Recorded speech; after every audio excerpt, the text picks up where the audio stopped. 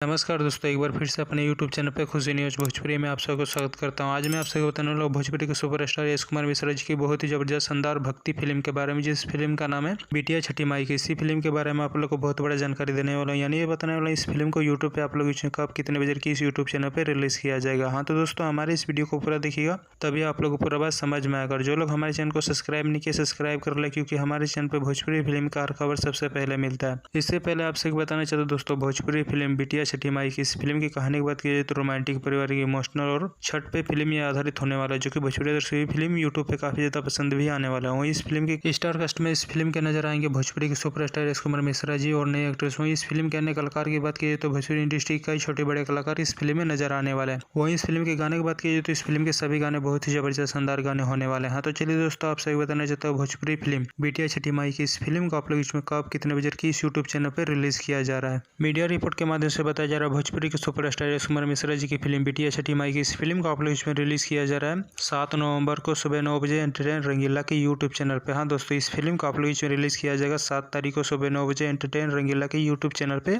एक बार जरूर इस फिल्म को यूट्यूब पे देखिएगा, बहुत ही जबरदस्त शानदार भक्ति फिल्म होने वाला है, जो कि भोजपुरी दर्शकों की फिल्म यूट्यूब पे काफी ज्यादा पसंद भी आने वाला है। हाँ तो दोस्तों, हमारे इस वीडियो को पूरा देखिएगा, तभी आप लोगों को पूरा बात समझ। और दोस्तों, भोजपुरी के सुपरस्टार यश कुमार मिश्रा जी का वीडियो आप लोगों को पसंद आया, ज्यादा से ज्यादा लाइक करें, सब्सक्राइब करें। धन्यवाद दोस्तों। रंगीला प्राइम वीक में देखें बिटिया छठी माई के 7 नवंबर गुरुवार सुबह 9 बजे एंटरटेन रंगीला के यूट्यूब चैनल पर।